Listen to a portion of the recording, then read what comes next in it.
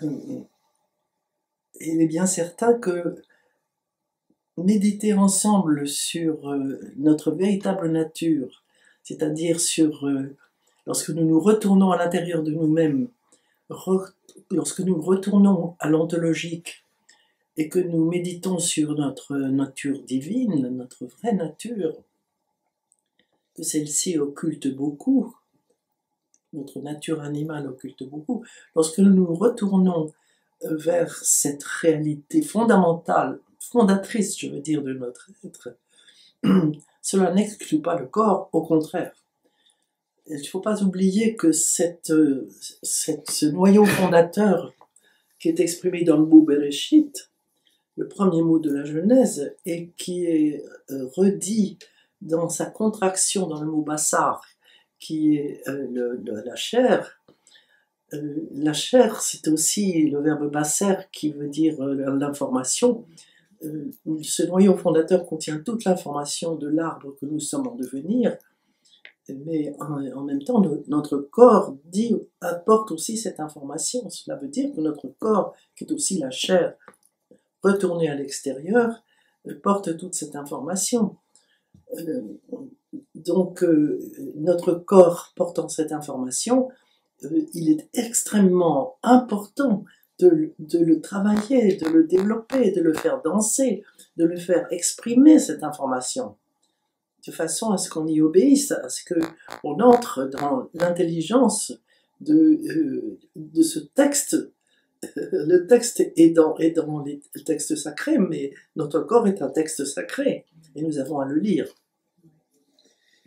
La Teima, c'est quand même une danse sur les lettres hébraïques, donc c'est quelque chose de particulier dans l'expression corporelle. Oui, et ceci est très important, je peux bien le croire.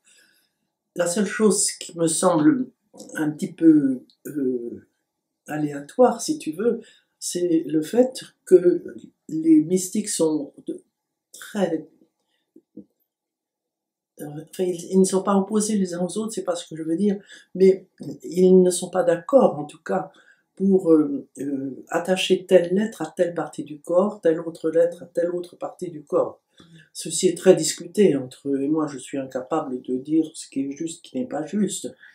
Alors, je pense que la Taïma danse avec une adoption d'un de ces schémas, parmi tous les schémas qui sont proposés.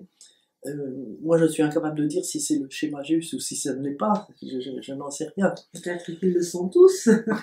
Je pense que ce qui est très très important, c'est que les trois lettres mères correspondent véritablement aux trois matrices. Ça, à chacune des trois matrices. Ça, c'est indubitable.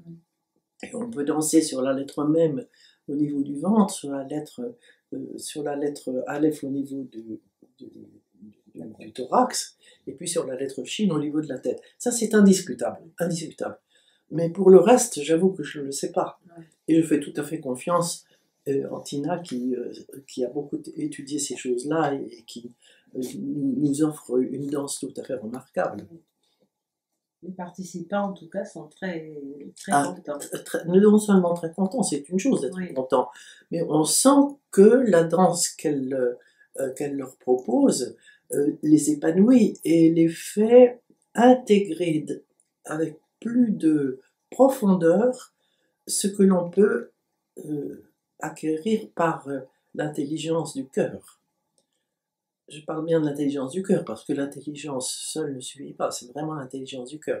C'est l'intelligence du cœur qui permet d'accéder au niveau profond des textes bibliques. Et il est bien certain que le corps y est d'une façon tout à fait remarquable lorsque il danse ce texte. Ça, c'est sûr, c'est sûr. Et là, moi, je suis très reconnaissante à Tina du travail qu'elle fait, qui est tout à fait remarquable. Et on sent très bien que les étudiants qui étudient avec moi, puis qui après dansent avec elle, ou dansent avant et après avec moi, peu importe, ça rentre en résonance. Ça rentre en résonance d'une façon extraordinaire. C'est vraiment très beau. Merci beaucoup, Annick. Merci.